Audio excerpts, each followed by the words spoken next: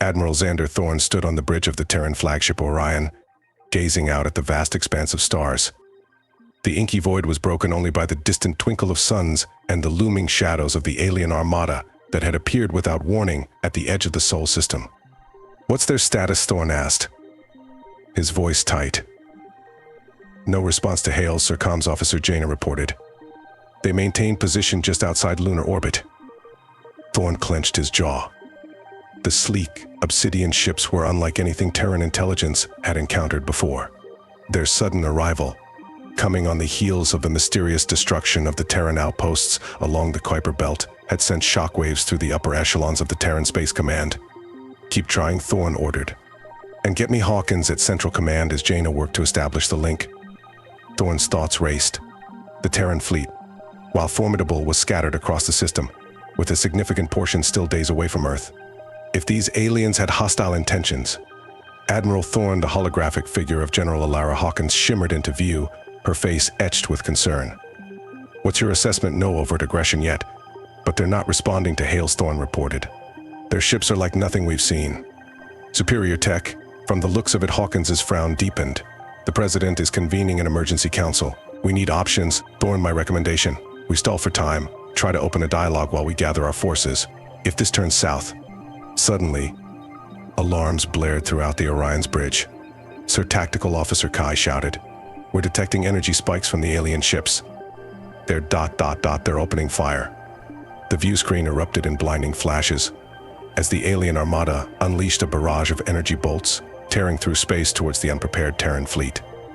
The Orion shuddered as its shields absorbed the first impact. "Evasive maneuvers," Thorne barked, gripping the command chair as the deck shook beneath him. All ships, return fire. The Terran vessels, though caught off guard, responded with a fury born of desperation.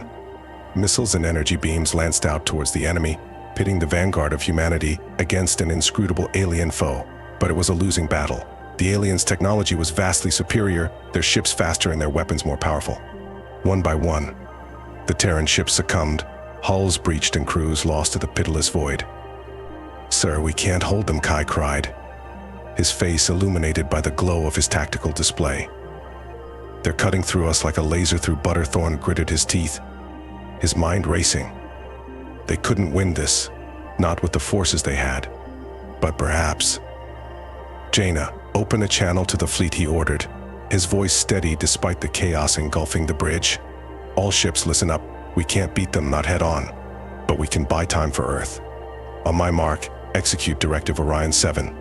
There was a moment of stunned silence, broken only by the continued impacts against the Orion's straining shields.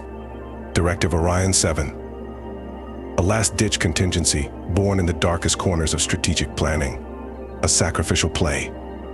"Aye, sir," came the response, echoed by a dozen captains prepared to lay down their lives. Mark with a synchronicity born of desperate resolve. The remaining Terran ships swung about, engines flaring as they charged headlong towards the alien armada. Not in attack, but in a kamikaze run. The Orion led the charge, Thorne standing tall on its bridge as the view screen filled with the looming hulls of the alien ships. "It's been an honor," he said softly, his crew around him as the gap closed. At the last moment, the Terran ships scattered, each choosing a target. The Orion, aflame and failing, rammed the largest of the alien vessels, its reactor overloading in a sun-bright explosion. Across the battlefield, the other Terran ships followed suit, their sacrifices tearing holes in the alien formation. It wasn't enough to win, but it was enough to disrupt, to delay, to buy precious time for the forces back on Earth to prepare, to evacuate, to hope. In the heart of Terran Space Command, General Hawkins watched in silent awe as the Orion vanished in a conflagration of noble sacrifice. Around her, the command center erupted in a frenzy of desperate activity, the shock of the alien attack giving way to grim determination. They had a war to fight, a species to save. And though the road ahead was dark and uncertain, one thing was clear: humanity would not go gently into the night. They would rage, they would fight, they would make the stars themselves tremble. For in the face of annihilation, the human spirit, unyielding and indomitable, would be their greatest weapon, and the sacrifice of the Orion and her valiant crew would echo through the ages, a rallying cry for a species pushed to the brink. The war had begun, and the galaxy would never be the same. As the remnants of the Terran fleet limped back to Earth, The scale of the loss became clear. The Orion and their sister ships were gone, their crews consigned to the void. But their sacrifice had bought precious time, a chance for humanity to regroup and prepare for the fight ahead. In the halls of power, the shock of the alien attack gave way to a grim resolve. The president, ashen-faced but determined, addressed the nation and the world. "We face an enemy unlike any we have encountered before," she said, her voice carried on every frequency, to every corner of the planet. "An enemy that seeks our destruction, our annihilation. But we will not cower. We will not fade. We will stand, we will fight, and we will prevail." Around the globe, humanity mobilized. Factories retooled for war production, churning out ships and weapons at a fevered pace. Research facilities burned to midnight oil, scientists and engineers racing to unlock the secrets of the alien technology from the wreckage of the battle. And in the midst of it all, a new hero emerged.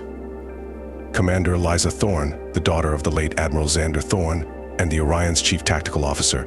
She had been groundside when the attack hit, watching helplessly as her father and crewmates made their fateful stand. Now, driven by a fierce determination to honor their sacrifice, Eliza threw herself into the war effort. Her tactical brilliance and innate leadership quickly earned her a place at the forefront of the Terran war machine. Under her guidance, the Terran fleet began to adapt, to evolve. New ships rolled off the production lines, sleeker and deadlier than their predecessors. Pilots trained in new tactics, learning to strike fast and hard, to use the aliens' own technology against them. And slowly, painfully, the tide began to turn. The alien advance slowed, then stalled, as the Terran fleet met them at every turn, trading blow for blow in a desperate struggle for survival. But the aliens were nothing if not adaptable. As the war ground on, they too began to change, their ships growing larger and more menacing, their weapons more destructive. Whispers began to circulate of a new alien flagship, a behemoth of unimaginable power that could shatter planets and snuff out stars. The Nemesis, they called it. And as reports of its devastating attacks began to filter back to Earth, a sense of dread settled over the Terran command. They needed a plan, a way to take the fight to the aliens and end this war once and for all. And Eliza Thorne had just the thing. "It's a gambit," she explained to the assembled war council, her eyes blazing with a fierce determination. "A daring strike at the heart of the alien command. We know they have a central nexus, a hub from which they coordinate their fleets. If we can take that out, it's suicide," General Hawkins said, shaking her head.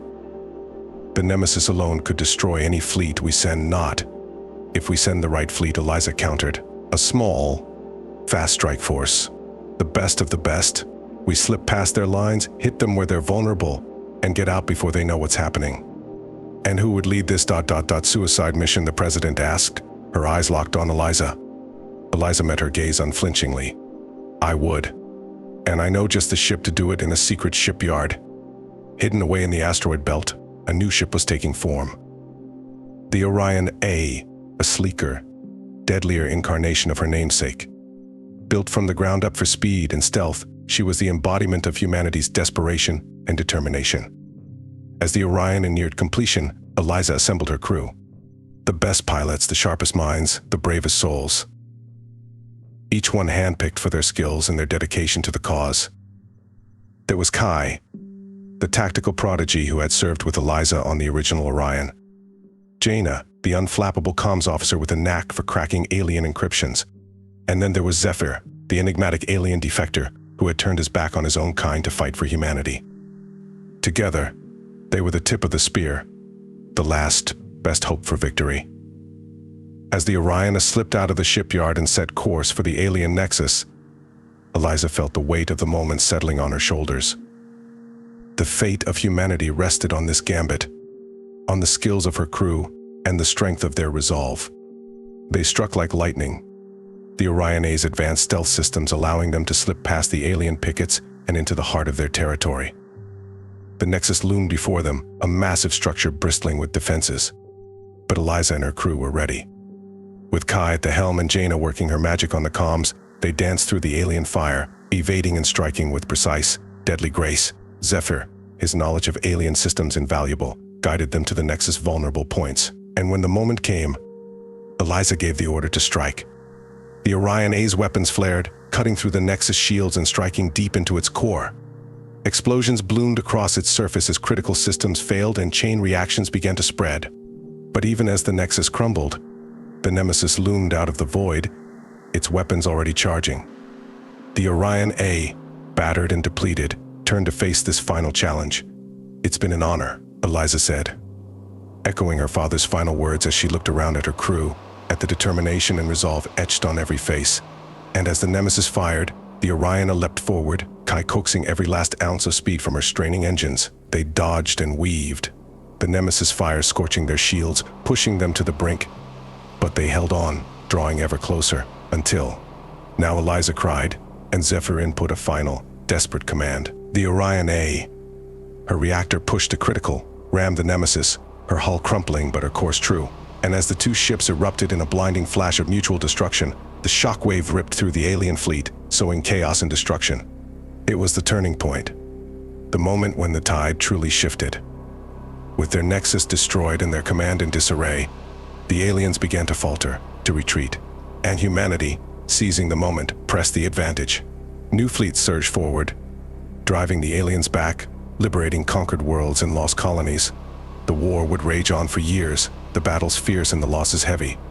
But in that moment, with the sacrifice of the Orion A and her valiant crew, victory became not just possible, but inevitable. And as the war finally ended, and humanity emerged, battered but unbroken, into a galaxy forever changed, the legend of Eliza Thorne and the Orion A would endure.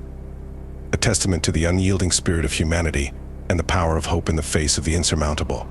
For in the darkest of times, it is not the strength of our weapons or the sophistry of our tech that defines us.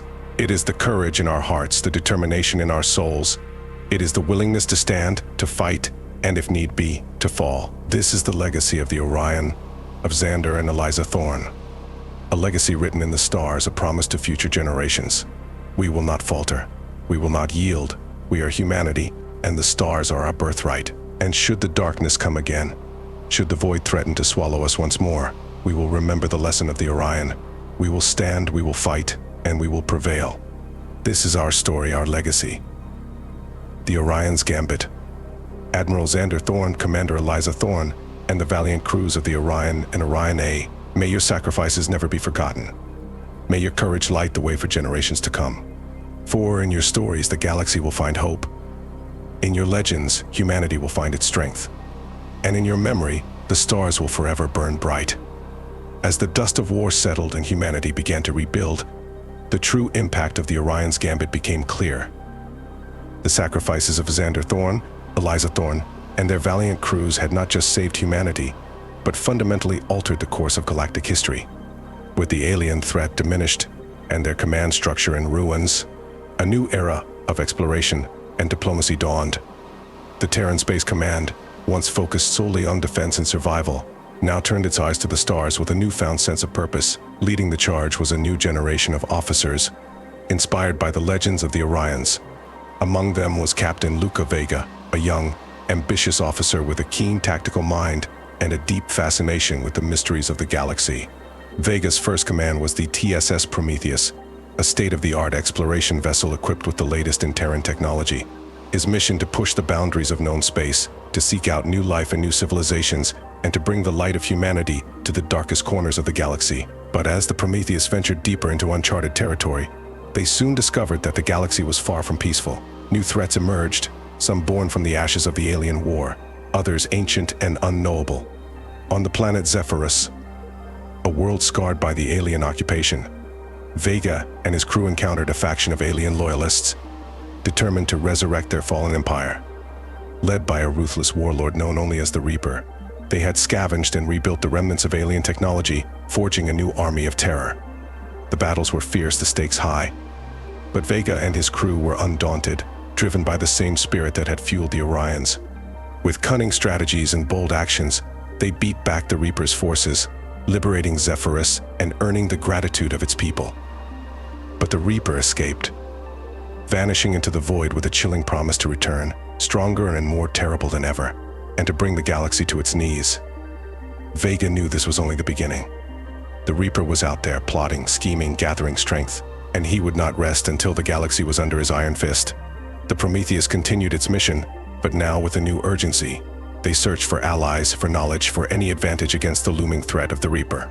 They forged bonds with new species, brokered peace between warring factions, and slowly, painstakingly, began to build a coalition of light against the coming darkness. But the darkness was patient, and the Reaper's reach was long. In the shadowed corners of the galaxy, his agents worked to undermine Vega's efforts, sabotaging diplomatic efforts and sowing seeds of discord and doubt. And then came the Battle of Nebula 9, a pivotal moment that would define the course of the coming war. The Prometheus, leading a united fleet of Terran and allied ships, confronted the Reaper's armada in a swirling maelstrom of dust and gas. It was a battle unlike any other.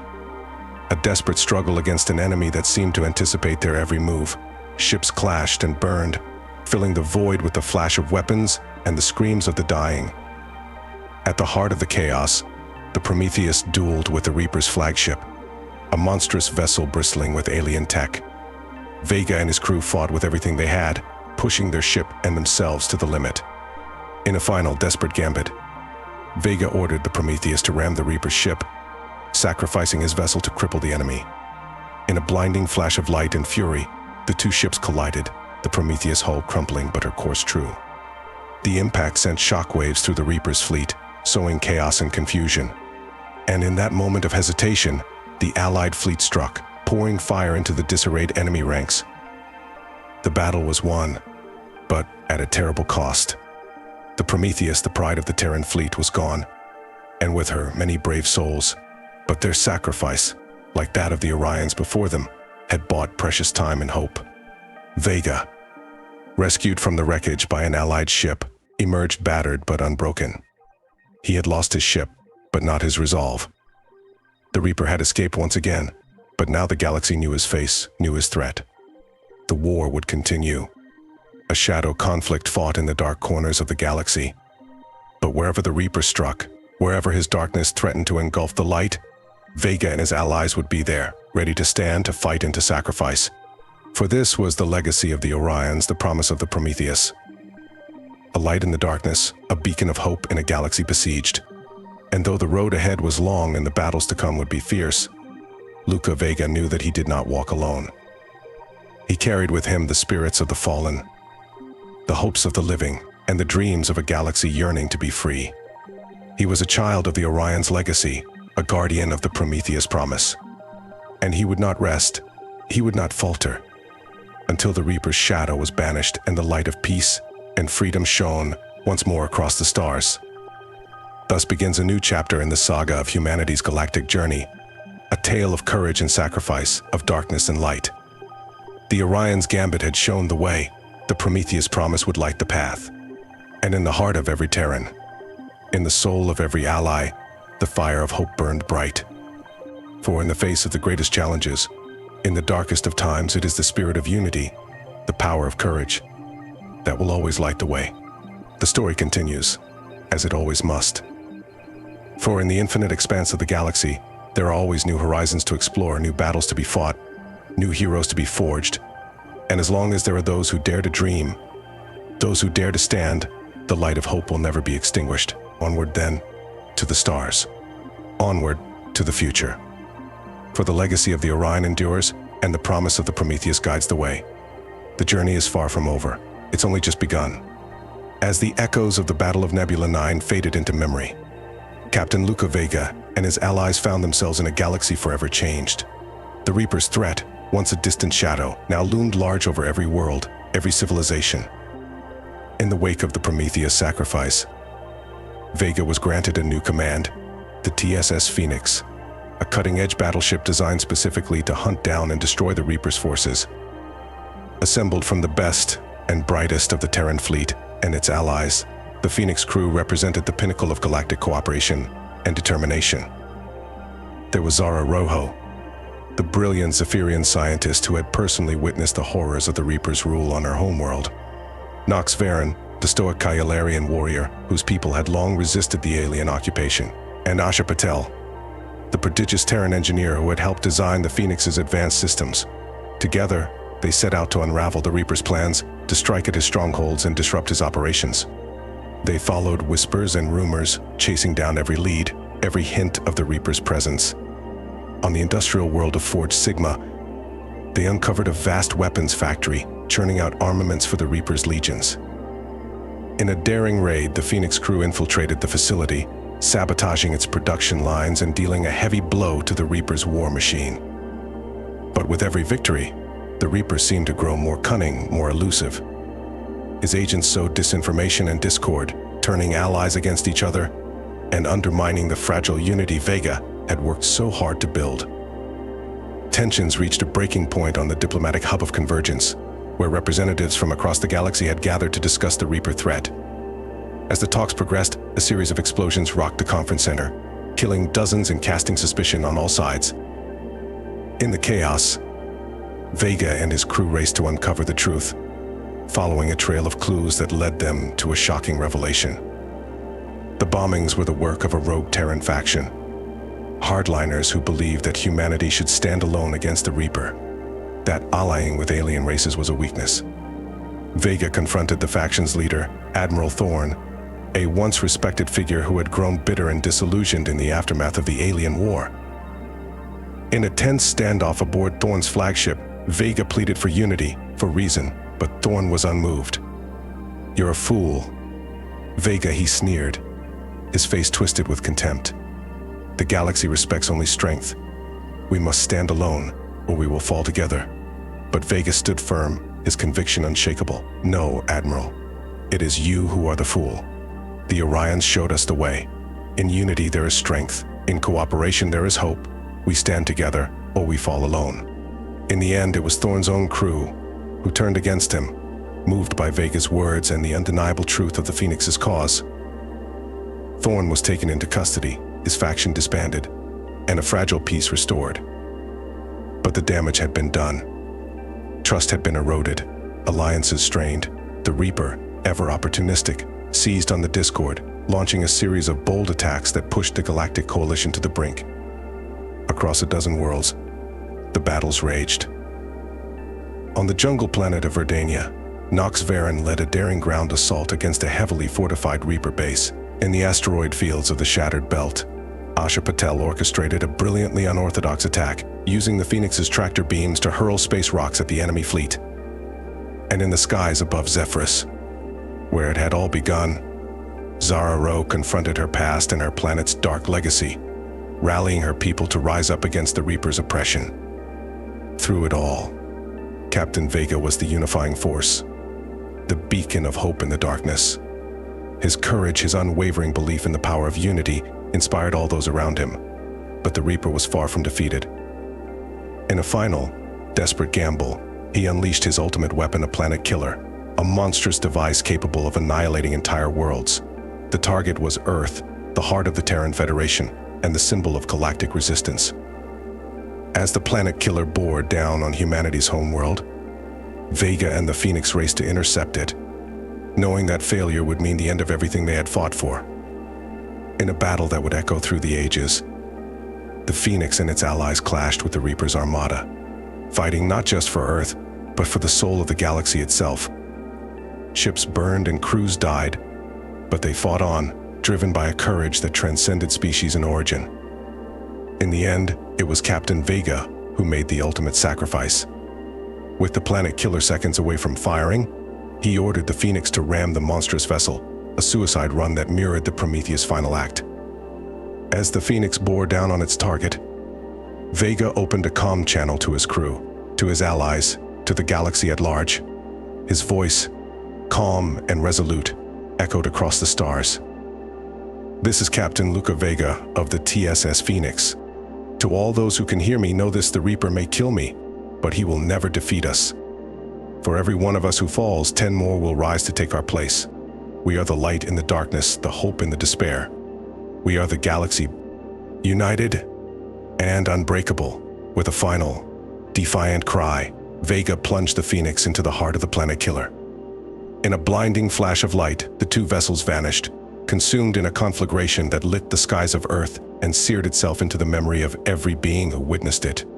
The Reaper, his flagship destroyed and his armada in disarray, fled into the void, his power broken and his threat ended. And though the cost had been high, though the sacrifices had been immense, the galaxy had endured. United by the courage of heroes like Luca Vega, like the crews of the Orion and the Prometheus and the Phoenix, they had faced the darkness and emerged victorious. In the years that followed, the story of the Orion's gambit and the Prometheus promise became legend, passed down from generation to generation as a testament to the unbreakable spirit of all sentient beings. And on worlds across the galaxy, statues and memorials rose to honor the fallen hero Xander Thorne, Eliza Thorne, Luca Vega, and all those who had given their lives so that others might live free. For in their sacrifice, they had lit a flame that would never be extinguished, a beacon of hope that would guide the galaxy through whatever trials lay ahead. And so the story ends, but the legacy endures, in the heart of every being who looks to the stars and dreams of a better tomorrow. For this is the true power of unity, the true strength of the galactic spirit, not in the might of our weapons or the reach of our fleets, but in the courage of our hearts and the unbreakable bonds of our fellowship. Together we are stronger than any darkness. Together we are the light that will always shine. This is the promise of the Orion, the legacy of the Prometheus. This is the destiny of the galaxy, our galaxy, and it shines bright, now and forever.